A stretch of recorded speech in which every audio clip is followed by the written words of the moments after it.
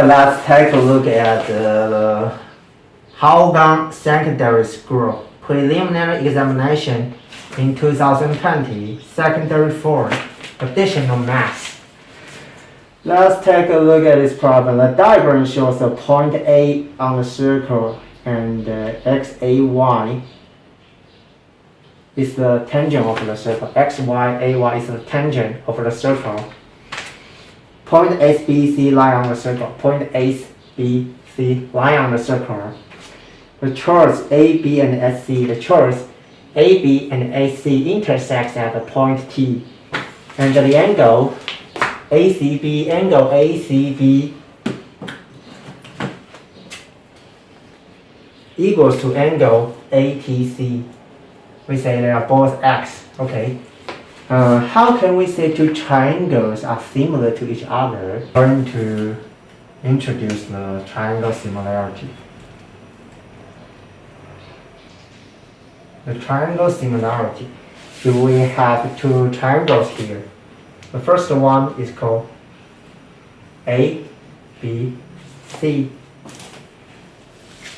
And then the other is called D, E, F. How can we determine if the triangle one is similar to the other? Well, actually we have three conditions that we can tell the two triangles are similar to the other one. The first one condition is called AS, which means side angle sine. Side angle sine. It means the two sides of one triangle are proportional to the other. If the length is here is 1, 2, and 3, the length here is 2, 4, and no matter the length is, then the proportion, the ratio of AB and the DE is 1/2, and the ratio of AC and DF is 2/4.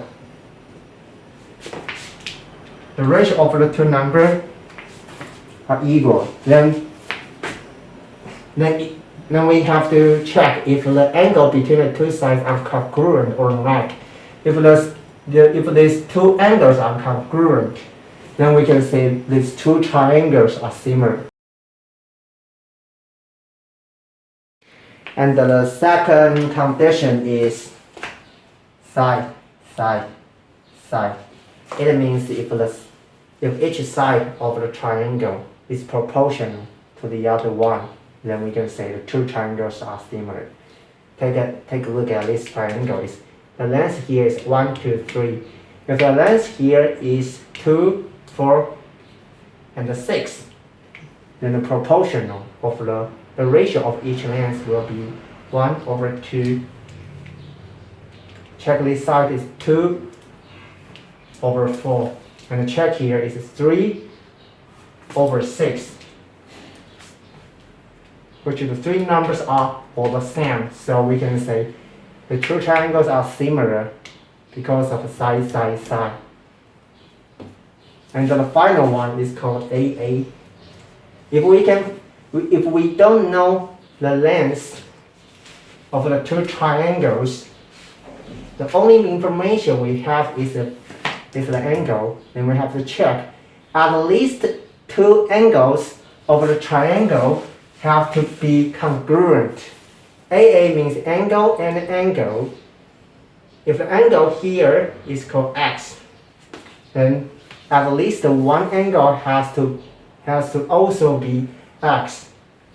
If the angle here is Y, then any angle of the triangle here is Y, here is Y, or here is Y, then we can say there are two angles here which are congruent with the other one, so we can say the two triangles are similar.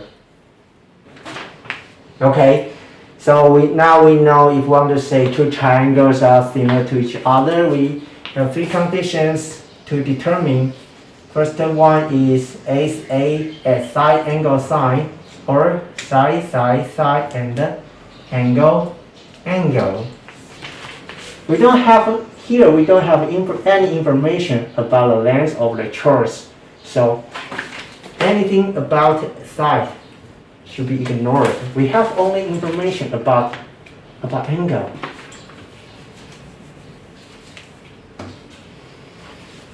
So if the problem asks us a triangle ABC, we draw a triangle again. Triangle ABC will be similar to ATC.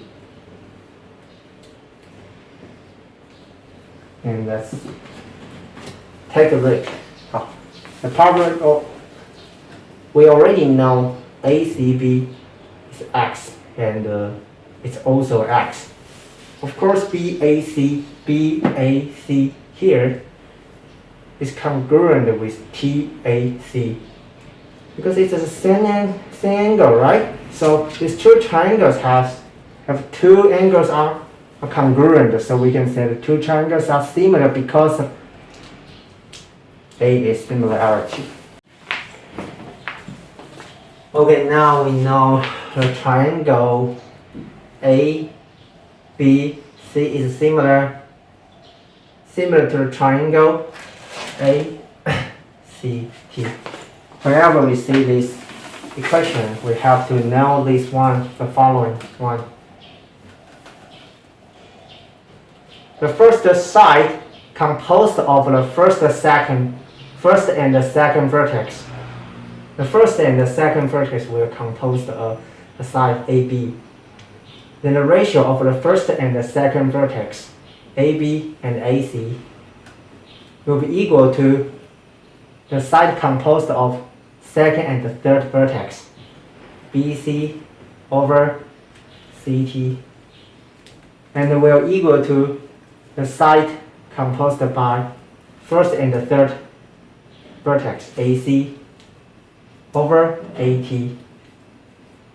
Let's check it again. The first vertex A and the second vertex B will compose the side AB, and the first and the second vertex AC will compose another segment AC here. AB over AC will be equal to the second and the third vertex will compose another segment here, BC, over the first and the third vertex, CT, equal to the first and the third vertex, AC, over first and the third vertex, AT. Okay, the problem asks us to determine if AC squared minus AT squared is equal to AT times BB. Since we don't have any, since the equation didn't mention anything about BC and the CT, so we should ignore this item. We just take a look at the first and the third item. It has AB, AC, AC and AT, AC and AT. So AB over AC will equal to AC over AT. If the two numbers are equivalent, so we can say AT times AB equals to AC times AC, AC squared. Take a look at AC squared is here, AC squared is here, AT is here, AT is here, so it's very, very close. But the problem didn't tell us anything about AB, right? It tells us the information about AT. So we need to replace AB by known items, okay? AB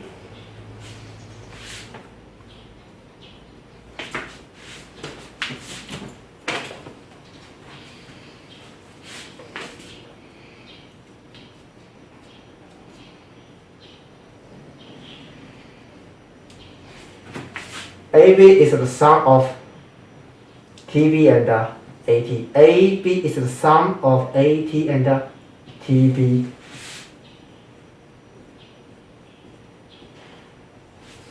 AT and TV. Then we just times the AT into the first and two items here. And we got AT squared plus AT times TV equal to AC squared. And then we move the first item on the left side to the right side, which has to change the positive sign to negative 1 to be count negative AT squared. So we got AC squared minus AT squared will be equal to AT times TV